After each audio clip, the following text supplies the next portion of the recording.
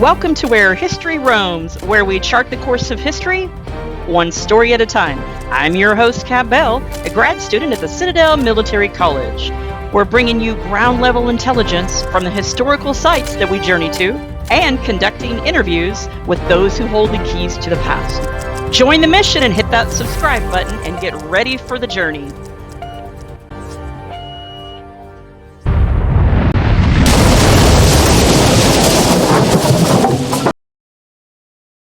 This episode, we deployed our forces on a solitary mission to the hallowed grounds of the Battle of Lexington in Lexington, Missouri. The year 1861 remains a testament to the unyielding spirit of our past. Be sure to stick around to the end for your own virtual tour inside the museum. Hurrah! Hurrah!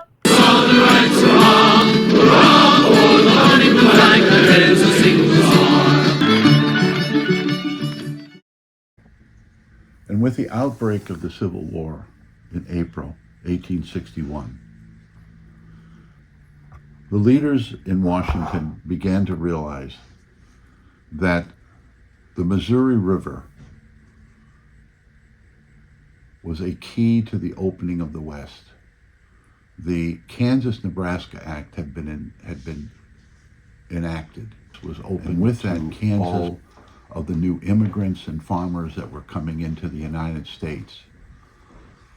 And so when they got here, our main street in Lexington was the second leg of the Santa Fe Trail. And as these pioneers were coming down, they needed to be refitted, which is to say we always have a lot of preconceptions and myths. And one of the preconceptions is that these pioneers knew what they were doing when they got here. And they brought a lot of extraneous furnishings, chest of drawers, mirrors, and rockers. And almost all of that was not essential to setting up a farm. So Oliver Anderson, who was a hemp wholesaler, he was not a hemp grower, he was a hemp wholesaler. He had 6 stores along Main Street, and he helped refit these pioneers to face Kansas. And you have to remember at this time, Kansas, there was nothing out there. There was nothing out there. Although Jefferson had commissioned Lewis and Clark to go out and map the Louisiana Purchase. And when they came back, they had some outstanding maps, but there was a lot of information left off. Rainfall, soil conditions, the temperament of the Native Americans there. But these pioneers didn't care anything. They just continued to flood out into the Kansas area. Well, as you know, a farmer growing anything is going to need a marketplace to sell his goods. Out in Lexington, along the river, the Missouri River, was something called the Lexington River Port. The Lexington River Port was just as it seems. It was an economic and transportation hub. Historians have estimated that this river port accommodated something on the order of 30 to 35 steamboats a day. They were docking and undocking. All of the hemp and cotton were stored in warehouses, as well as the farmers bringing in their own goods to be shipped. So the Union Army, as well as Washington and Abraham Lincoln, quickly realized that whoever controlled that Lexington River port controlled all of the Missouri River. All of the transportation, all of the economics, all the tax structures, all based in that. So you've got that part of it, and you've got the part that Kansas was opening with all their new farmers, and they were opening. With that, about approximately June, a Colonel Marshall was dispatched with 2,400 Union troops out of St. Louis to that river port. From that river port, they went to the top of the hill. There's a small hill up there.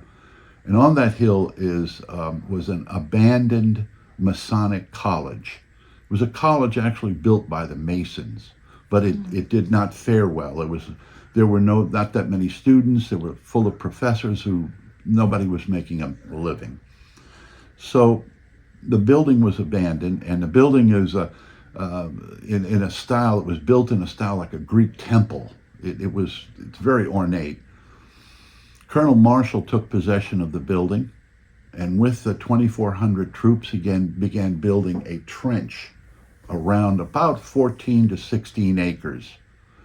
And with that, they were packing mud into making a wall. The wall was, we figure, about 6 feet high and 10 feet thick.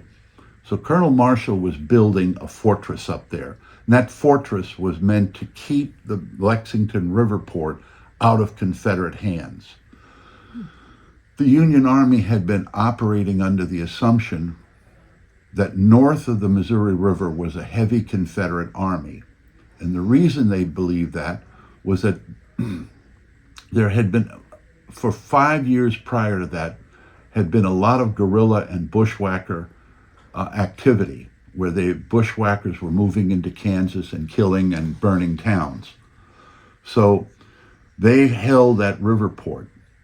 Colonel Marshall, at that point, once the wall got to a certain point, a Colonel Mulligan shows up with 1,000 troops from the Irish Brigade. Those were out of Chicago.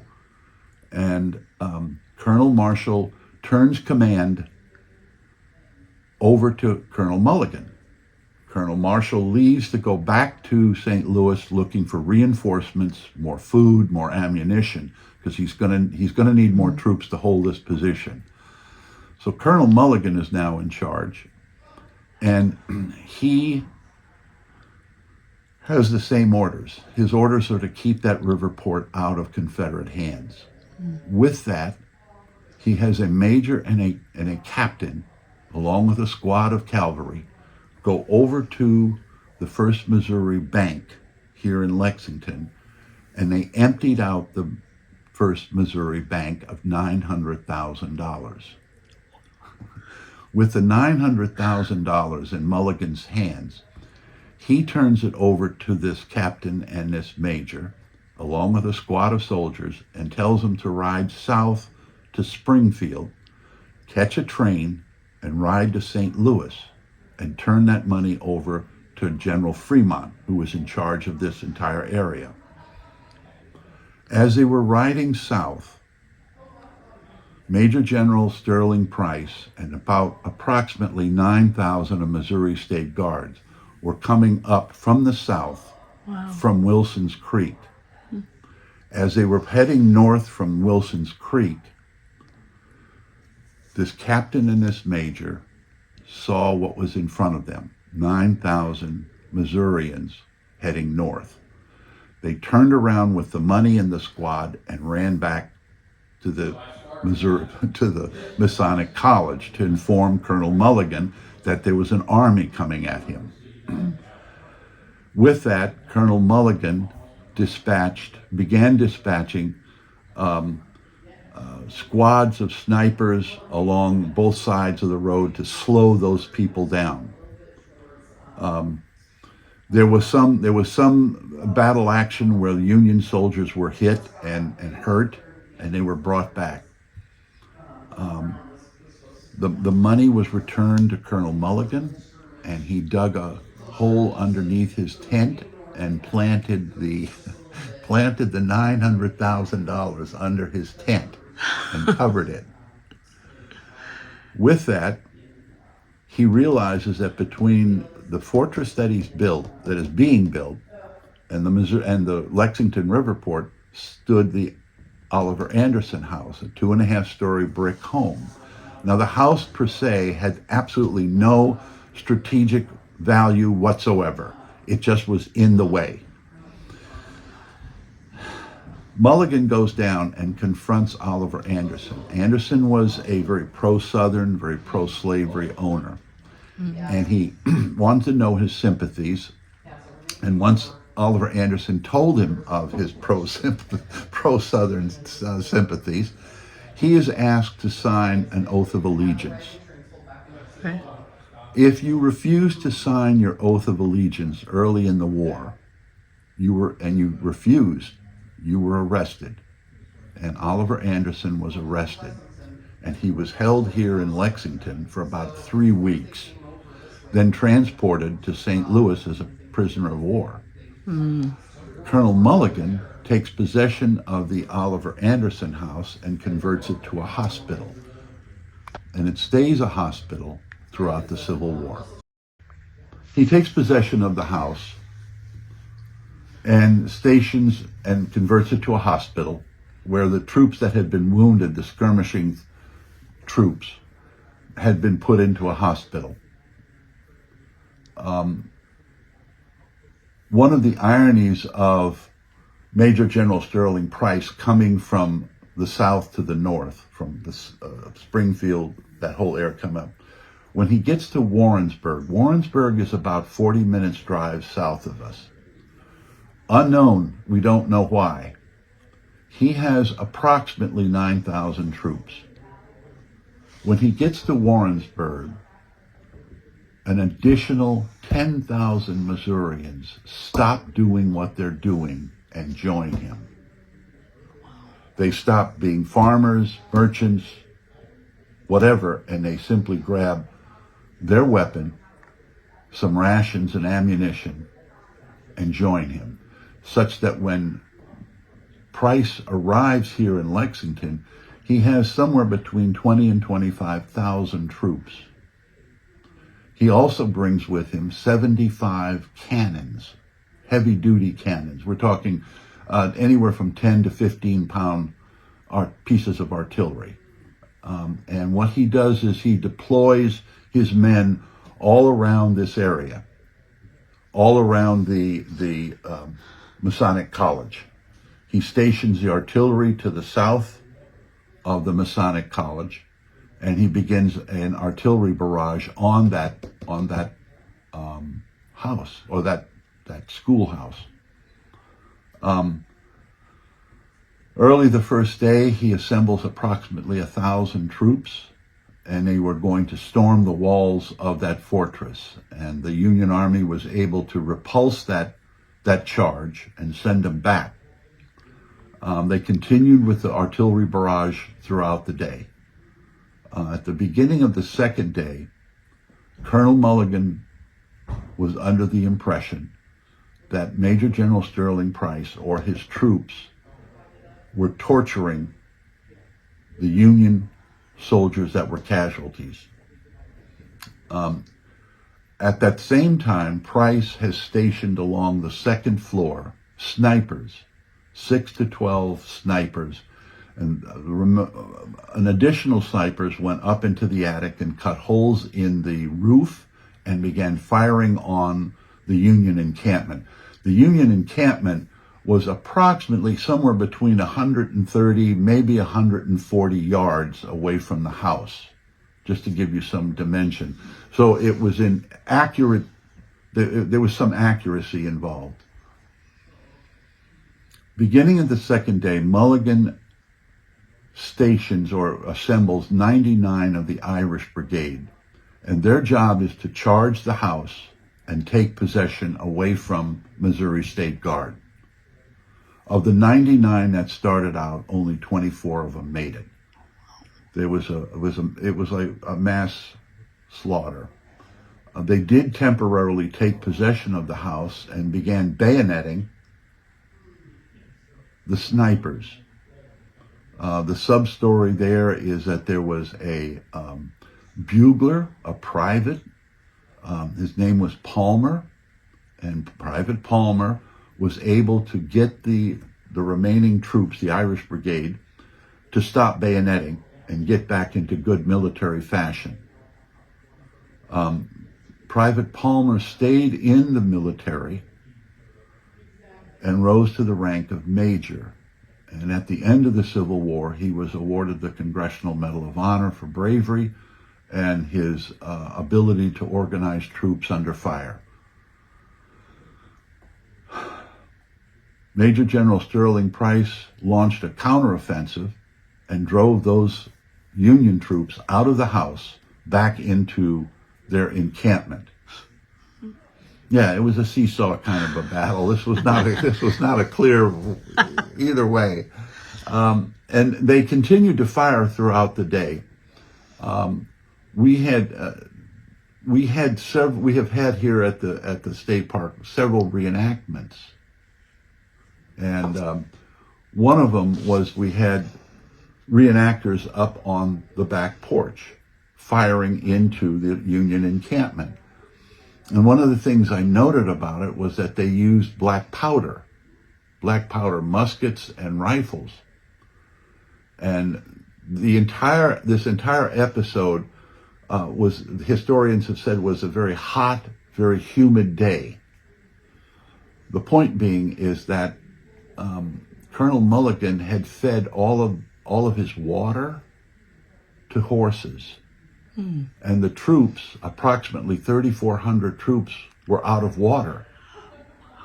So the idea of a black powder being fired during a humid, very hot, humid, causes the smoke to linger. It also causes the smoke to get into the soldiers, both the Missouri State Guard as well as the Union Army, get into their throats, and they dry out quicker.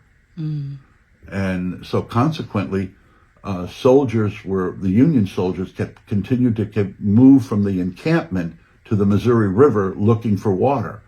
And as they were running, they'd be killed, sniped.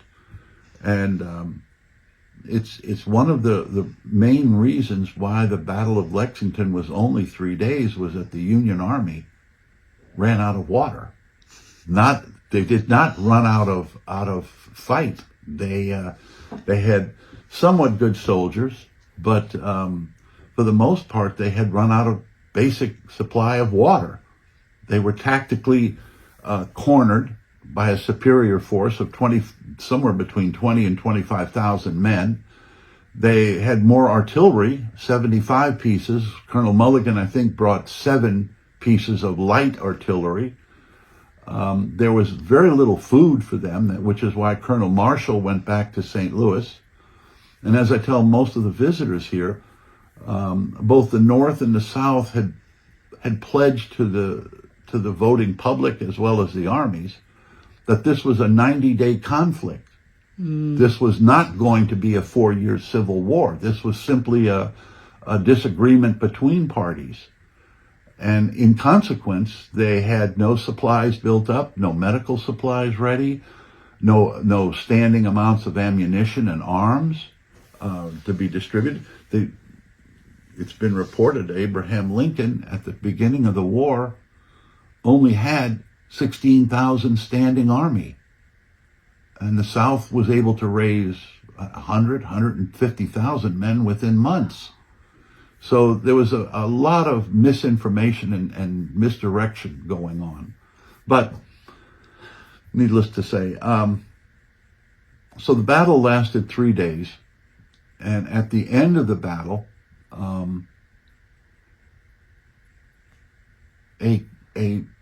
Major Becker was a figure who was part of what was known as an interesting figure, because he was part of something called the Home Guard. And the Home Guard were just what it sounds like. They were the locals who supported the Union Army and the entire Civil War. They had no authority. They had no standing army. They were just locals that were defending Lexington. And Home Guards appeared everywhere throughout Missouri.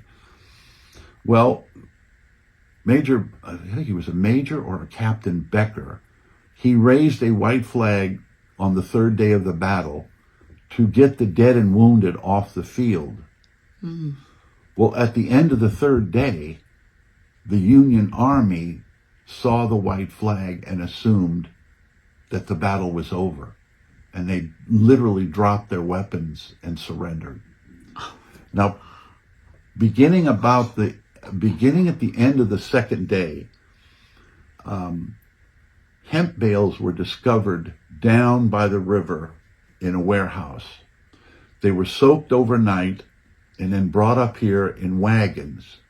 And they were positioned along the western side as well as near the river. And the hemp bales were basically rolling barricades. And as they moved the barricades closer and closer, the Union Army realized that they were impenetrable. They were impenetrable to cannon fire. They were impenetrable to bullets. They just kept moving closer and closer, such that by the third day, without water, running low on ammunition and food, the Hemp Bales and the soldiers behind them, the Missouri State Guard, they could literally see their faces. And that's when they surrendered. They saw the white flag and they surrendered. So the conditions were such that they didn't want to fight anymore. With that, Major General Sterling Price gathered up the Union troops, stacked their arms, and he paraded them over to the Lexington courthouse, where they all signed their oath of allegiance that they would not pick up arms against Missouri. Not necessarily the United States, but against Missouri. And with that, the new governor, Claiborne Jackson, while these men had not had any water or food for, we think, 3 days, Claiborne Jackson lectured them for 2 hours in the heat. Yeah. And at the end, Major General Sterling Price was on his horse. And so the rumor, the mythology, I don't know what you would want to call it, he dismounted from his horse and he went through the ranks of the Union soldiers and asked them, "Do you have a way to get home?" And if the soldiers said no, he gave them a pistol and a horse and told them to go home because the war was over. Each one of them, if they had no way to get home. And Price got back on his horse and immediately ordered a banquet for everybody, all the citizens in Lexington, all of the Union soldiers, all of the Missouri State Guard.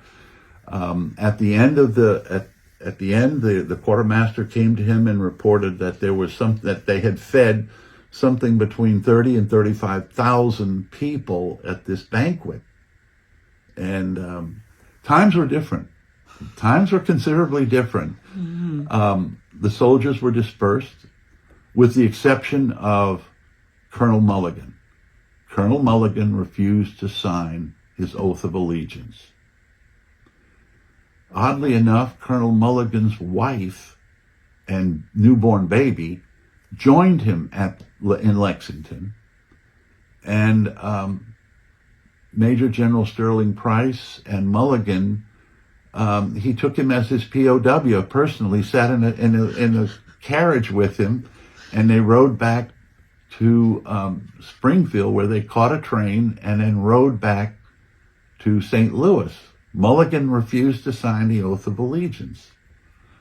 As a footnote, what happened to the money? Well, at the end of the time, Price asked Mulligan where the money is, and Mulligan turned the money back over to Price, and Price turned it over to the bankers. So the money was restored, which was a big help for the farmers and merchants around here, that their deposits were still in the bank, you know. So Mulligan was eventually discharged, released, paroled, they called it, and he returned to Chicago. Price was a different issue. He eventually left his remaining forces, and after about 2 years, he applied to the Confederacy. Jeff Davis did not like Price that much. A lot of the East Coast generals, the Southerners, they didn't have a high opinion of the Missourians or Arkansas people. There was way out there in the far west. Because just like I tell my visitors sometimes, you have to remember, this part was the opening of the West. This was the cutting edge right here. Nobody knew what was out there. So Price eventually was applied to Jeff Davis in the Confederacy and was made a general. And there wasn't much success after the Battle of Lexington for Price. How many people did casualties here? Battle of Lexington. On one side, it was estimated to be 1,000, which would have been the Missouri State Guard. And on the other side, the Union Army, it was estimated to be 75. And the reason with this, the intensity of fire, that seems to be a low casualty count, which harkens back to the black powder smoke. A lot of these snipers and soldiers on both sides, they couldn't see their targets. The smoke, just because these soldiers were firing 6 to 8 to 10 hours a day, they were firing. And so this smoke just simply hung in the air. Okay. That's why you wouldn't have seen a good target. The $500 was missing. It was $500 of Missouri money. Abraham Lincoln invented the comptroller, C-O-M-P, the comptroller of the currency. If you're Abraham Lincoln, how do you pay troops in Pennsylvania? How do you order supplies out of New York? You've got railroad trains moving huge amounts of supplies and men. How do you pay the railroads? Because each one of them's different currencies running around. So what he does is he invents the greenback. The dollar that we use today was invented by Abraham Lincoln to pay for the war. What happened to the gold that was in those regional banks to support? All that gold moved to a place called Fort Knox. And that was the authority. That was the underlying value of the $5 bill, the $10 bill, that he could pay Pennsylvania troops. He could pay for supplies out of New York. Right. Because he had one single currency. He'll start with the Indians and go all the way through. At one point, he starts talking about the banks, and you go, what the hell do I want to talk about banks for? And then you realize that why would 10,000 Missourians stop doing what they're doing? If I can take Oliver Anderson's slaves and money away, I can take your 40 acres and that cheap amount of money in the bank away from you. I can take all of that away from you. And they went, wait a minute.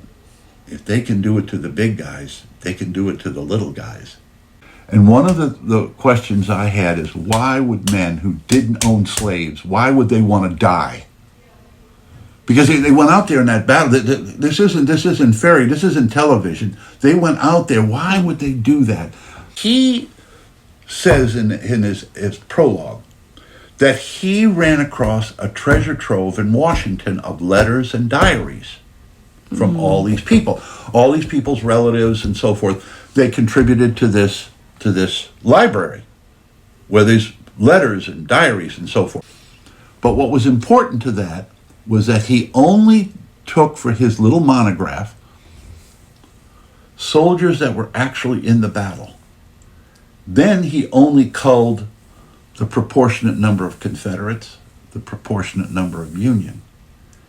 Why were they for God and country, for religion? But he explains it in such a way, he's such a writer, that you go, then there isn't any. Like, for instance, all of them, North and South, kept saying, well, I'm doing this because our founding fathers fought for liberty. Oh. God wanted me to do. Union soldiers said the same thing, and they're the captains of artillery, privates in the infantry. They all were writing home and writing in their diaries, and they're saying, I don't want to be part of this war. I just did it because the Confederates said that. The Union said that. Oh. And you go, well, then that clouds the issue, because there isn't a distinct issue about why men go to war and die. Exactly. It's just there, and it's after a while you just think, wow. And we're gonna go inside and check things out. So come on.